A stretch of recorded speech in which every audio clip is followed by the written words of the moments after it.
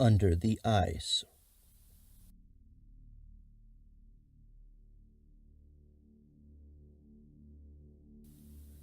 "6:52 a.m.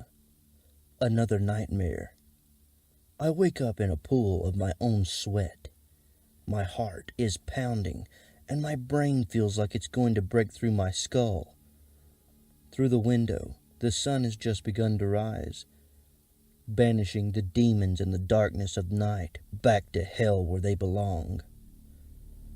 The light shines through the blinds and covers my room in cage-like shadows. I sit up, pick my watch up off my nightstand, and slide it on my wrist. I pull my rifle out from under the bed, knocking over a newly emptied whiskey bottle. That explains the headache. I reach for the bottle and toss it into the wastebasket. Whatever I had done last night is completely forgotten now. I grab a rag and polish the barrel until I can see a blurred reflection of myself looking back at me. I count each counterclockwise rotation. It's monotonous, but it calms my nerves. It's all part of my routine. My routine keeps me alive. My routine keeps me sane. I lay my gun to the side and look out the window at the sun as it crawls over the mountain peaks that line the sky like jagged teeth. It is a nice morning, yet I wish I could fully appreciate it. I can't seem to distract myself from my dream. People used to tell me they have a hard time remembering their dreams, but not me. My dreams stay burned in my brain like a brand, replaying themselves whenever I have a moment of peace. It was dark. I was hiding. From what, I don't know, but I knew it was there. I could smell its foul, festering stench. I could hear its heavy, shuffled footsteps. I closed my eyes in the vague hopes that it would somehow shelter me. I could hear the footsteps slide closer and closer until I couldn't hear them anymore. Thinking the worst was over, I opened my eyes. In front of me, there was a figure, a woman. Her thin face is shrouded with long, dripping, wet hair. I can't see her eyes, but I know she can see me. Then I wake up. I can't remember the last time I had a pleasant dream. Hell, I don't think I've ever had a pleasant dream. As a boy, I was plagued by night terrors. I'd wake up in the night screaming. My mother would come running in to calm me down. She'd hold me and tell me to focus on the sound of her voice. She told me to think happy thoughts, and I'd never have one again. It never worked. Happy thoughts don't come easy to me, so the nightmares always stayed. But who's to say that's a bad thing? I've never understood why people insist on having sweet dreams. It sets expectations too high for life. Nightmares keep you grounded. They keep things in perspective. Life can seem to be terrible, but the horrors it holds for you will never quite be as bad as what your subconscious can create while you sleep. At least that's what I tell myself. 8:28 a.m. I make myself a quick breakfast, the last of the rabbit. A measly portion like this isn't enough to last me until tomorrow. I'll have to catch another if I want dinner tonight. I look down at my watch again and attempt to time out a schedule for the day. If I head out now, I can still have time to chop wood before the sun goes down. Between keeping warm last night and making breakfast, I only left myself half a log and a few twigs for kindling. If there was anything worse than a cold night in these mountains, it was a cold night in the dark. The mind begins to wander when left alone in the dark. it fills the blackness with anything it can muster. Oftentimes, it shows you the last thing you want to see.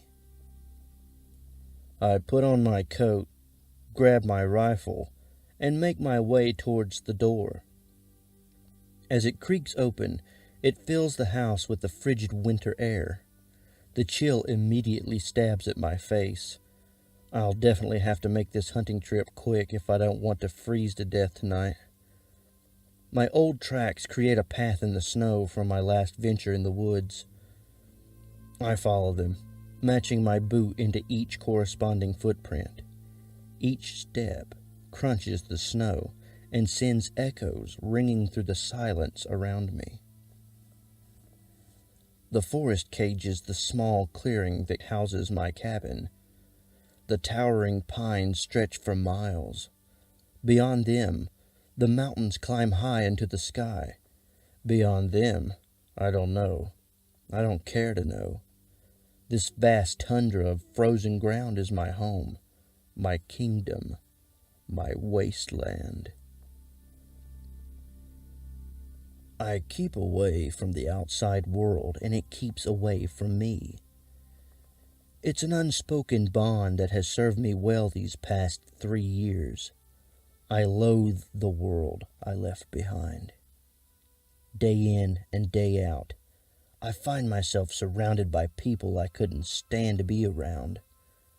It was all too much for me. I don't remember exactly when I realized I couldn't take it anymore. But one day, I knew I had to get away while I could, while I still had an ounce of sanity left within me. I severed almost all ties I had to that life. Anyone worth knowing was gone, and I had no interest in meeting anyone new.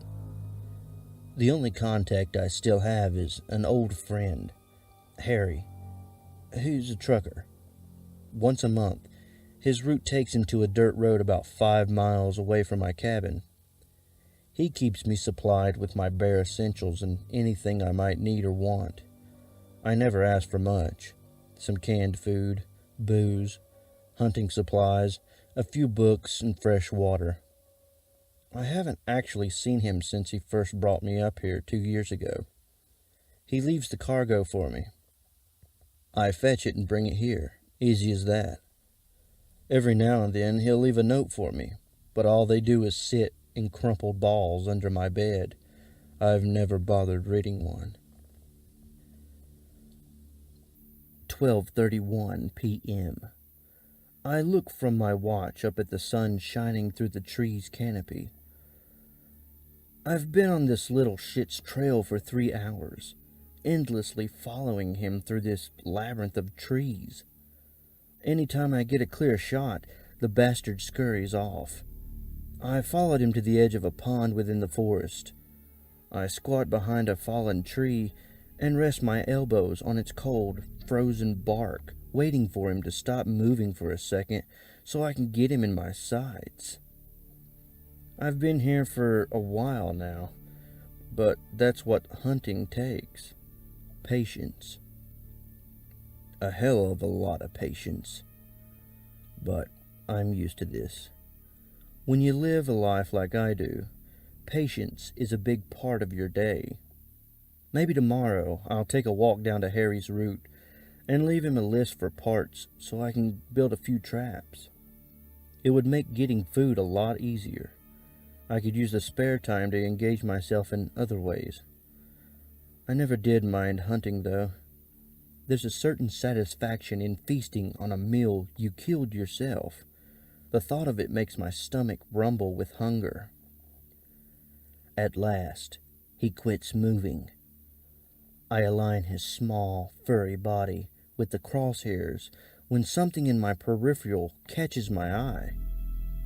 Beneath the ice of the frozen pond, I see a blurred shadow slowly moving about.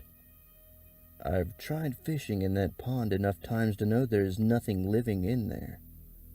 So what is that? It can't be a log. It's moving around too much. Whatever is under there has to be alive. My eyes dart back to the crosshairs for a second. The rabbit is gone. I let myself get distracted, and now it's run off. I punched the overturned tree, splitting the skin on my knuckles a bit. No, I can't let this work myself up too much. I have a hard time bringing myself down after I work myself up.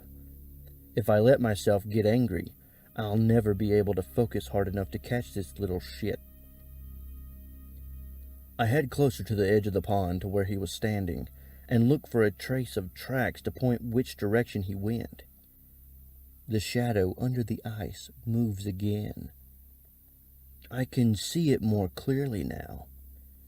It is a large silhouette, eerily swaying beneath the ice. I lay down my rifle and inch closer to the bank of the pond. The shape looks almost human. I look across the ice's surface. There's no break or crack to be seen. Nothing could have fallen in and still be alive. I put a bit of my weight on the ice. It's solid. It should be stable enough for me to walk on. Step by step, I carefully make my way to the shadow as it carries on its ghoulish dance.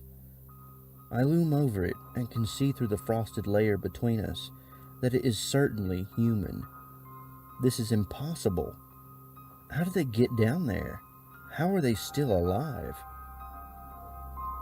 I bend down to my knees and wipe away the layer of snow atop the ice. A hand is pressed against the other side.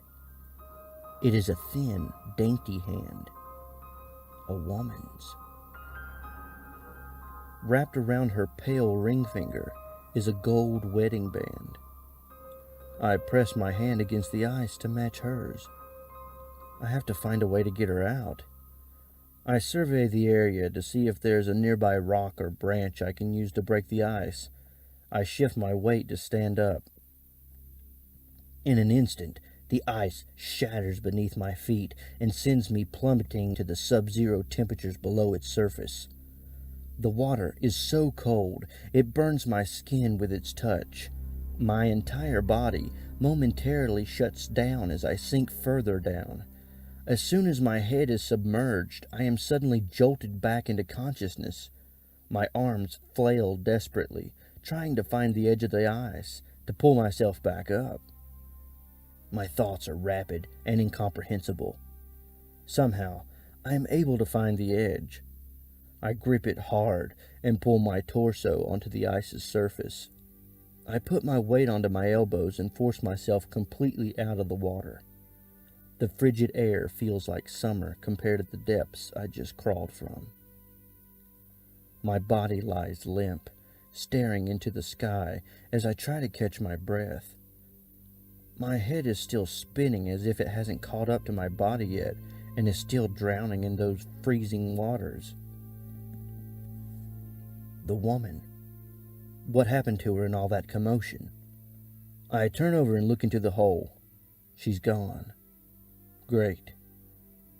This is exactly what I need. No food and a vanishing woman. I stand myself up and carefully shuffle myself back to land. I can immediately feel the difference of solid ground under my feet through my soaking boots. I have to get out of these clothes unless I want to get hypothermia. I almost did when I first moved up here, and it is not an experience I want to live through again. I grab my rifle and begin to follow my footprints back home. That frickin' rabbit. I hate it for bringing me up here. Tomorrow, I'll gut that little shit and have the most satisfying meal of my lifetime. As I make my way through the trees, I can't help but think of the woman. I tell myself that my hunger and frustration must have gotten the better of me, made me see things that weren't there.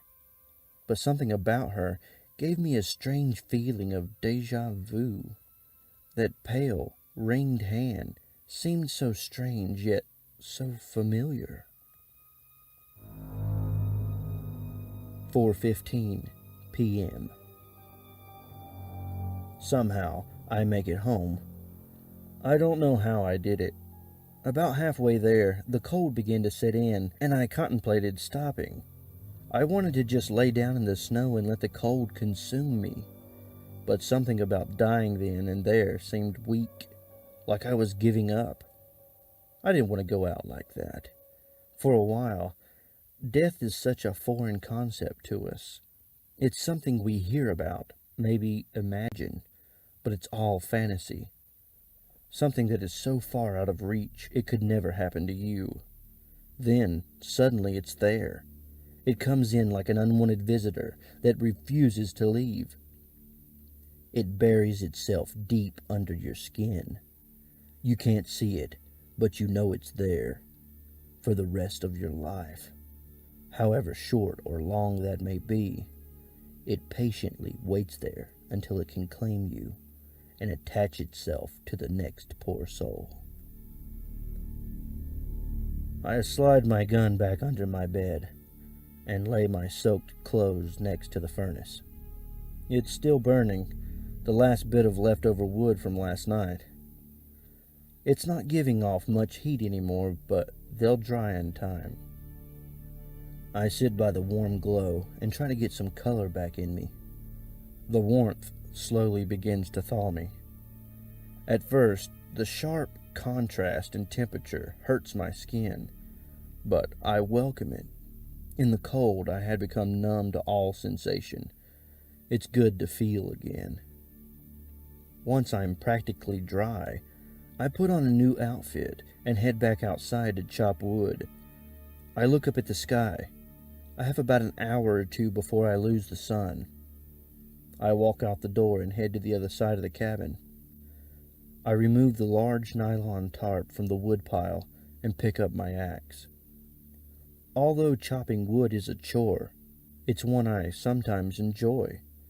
When I build up frustration after a bad day, I need an outlet to get it all out, and I've had a hell of a day. The wooden handle feels good in my grip. I hold on tight and bring the sharp metal blade high over my head. With everything I have, I hurl it down into the log at my feet. In one clean motion, the log splits in two. So satisfying. 6:02 p.m. Whiskey warms my entire body in a way only alcohol can do. The sun is gone, but my house is filled with a light orange glow. Within the furnace, bright flames lick and crawl over the logs, letting out a hiss as they take over their new victim. The flames feed, growing ever stronger as the wood grows weaker. Eventually, the ambush will end. All they leave behind is a dead, black husk of what existed before. The flames will jump and dance at the defeat of their prey. But in their celebration, they will grow ignorant and forget what had given them their power. They will attempt to maintain themselves on whatever they have left over, but they were greedy and left no spared traces. Their inevitable defeat is brought upon by their own victory. But it's not all for nothing. Amongst his dying brothers, an ember will always hang on to life.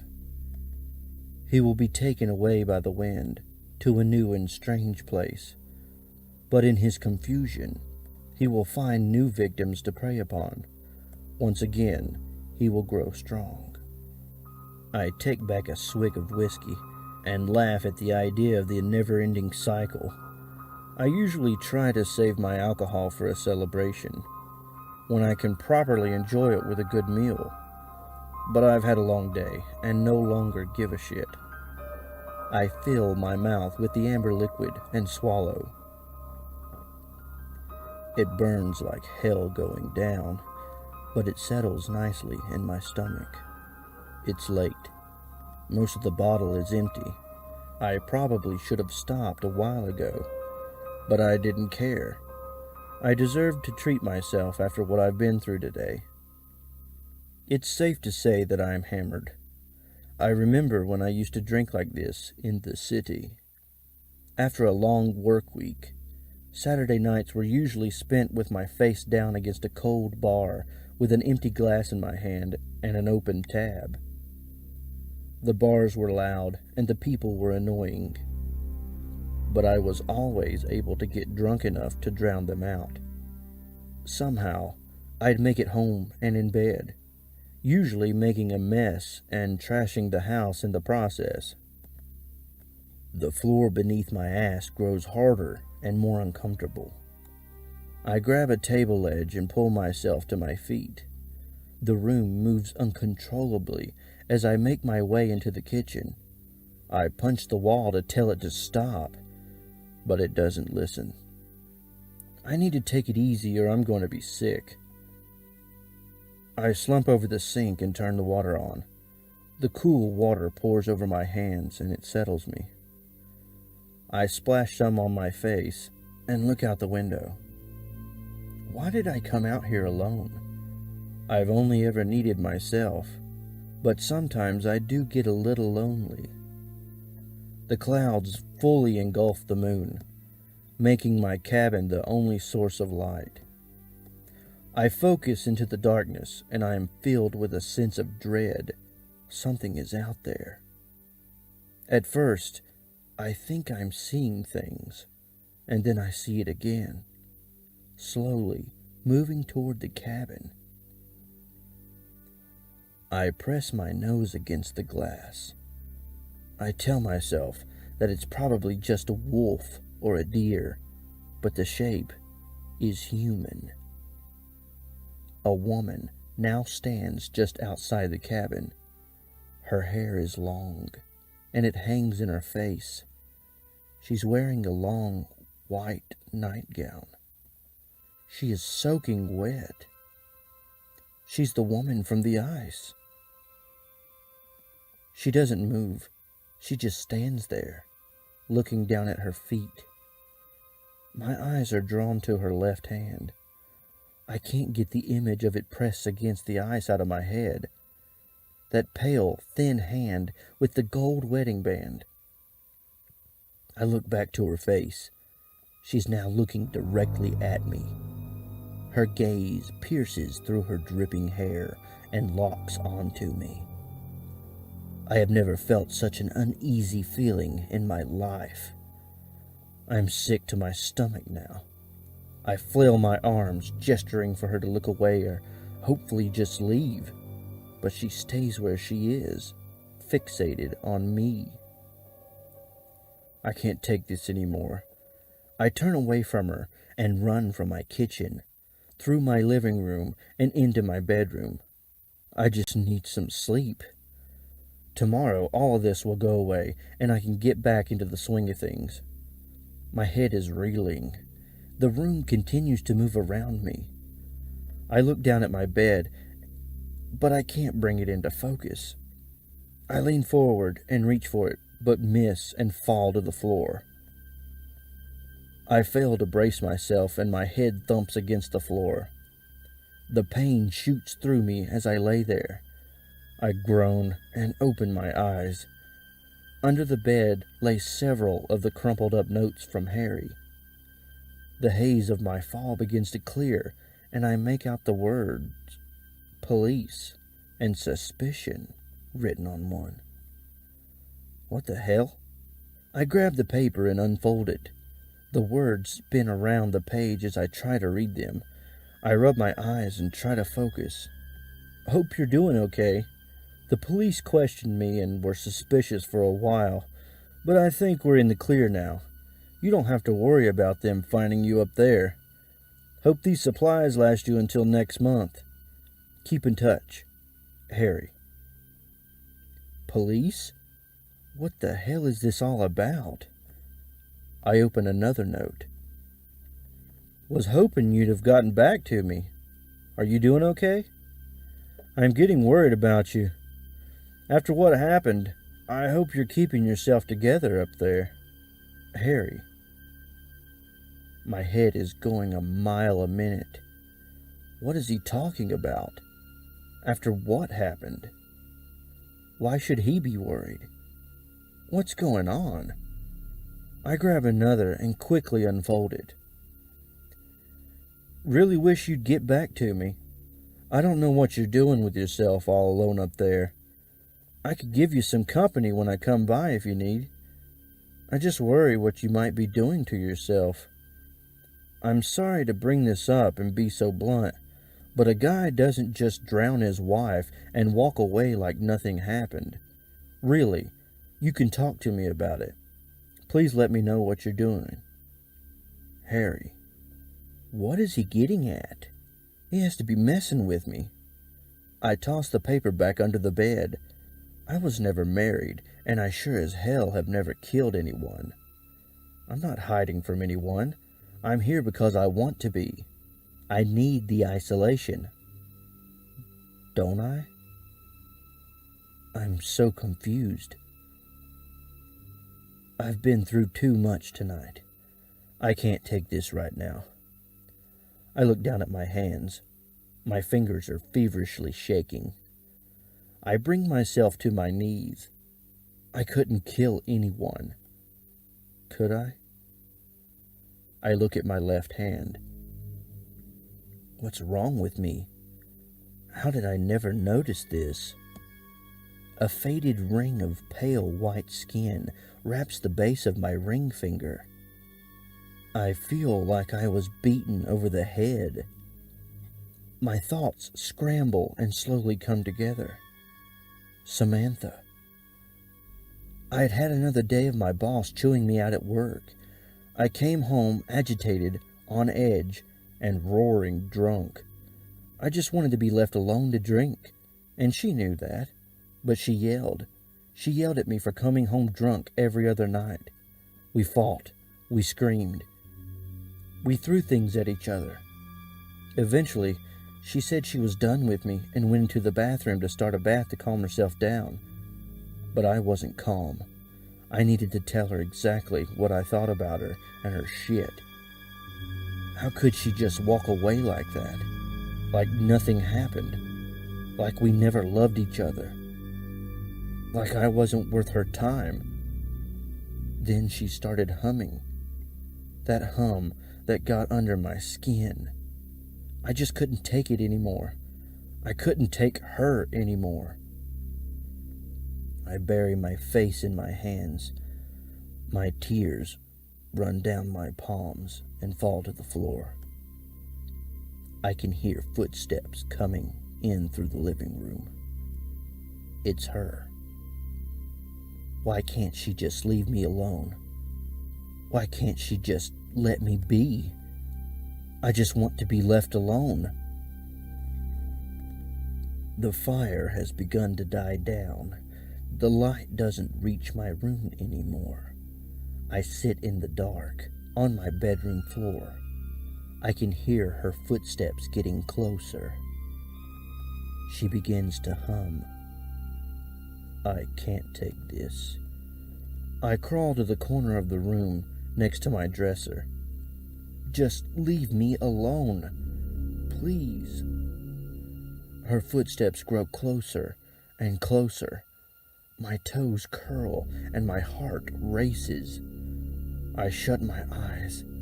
Just go away. Please, go away. You're not real. You're dead. I killed you. I fucking killed you. Just go. Let me live. Let me forget. It's quiet. Is she gone? I open my eyes. She is inches away from my face. I try to scream, but I can't. Her long brown hair hangs over her face, dripping on the floor between us. Her eyes look deep within me. I begin to get lightheaded. My eyes grow heavy, and I fall to the floor. Everything flies by me, except her. She stays in focus, fixated on me. Then everything is black. 6:52 a.m. Another nightmare. I wake up in a pool of my own sweat. My heart is pounding, and my head feels like it's going to break through my skull. Through the window, the sun has just begun to rise, banishing the demons and the darkness of the night back to hell. I sit up and pull my rifle out from under the bed, knocking over a newly emptied whiskey bottle. That explains the headache. I reach for the bottle and toss it into the wastebasket. It clinks against the other bottles. Whatever I'd done last night is completely forgotten now. I grab a rag and polish the barrel until I can see a blurred reflection of myself looking back at me. I count each counterclockwise rotation.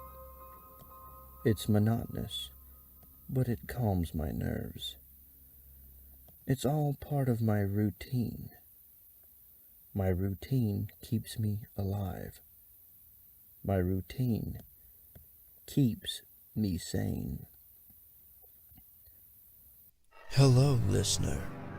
If you've made it this far, why not follow me on Twitter at CreepyPastaED? Don't forget to click the link to subscribe, if you dare. And if you have a creepypasta or any chilling, creepy, spine-tingling story you want to be heard, send it to creepypastaed@gmail.com. Look me up on the CreepyPasta Amino app. And remember, don't fall asleep.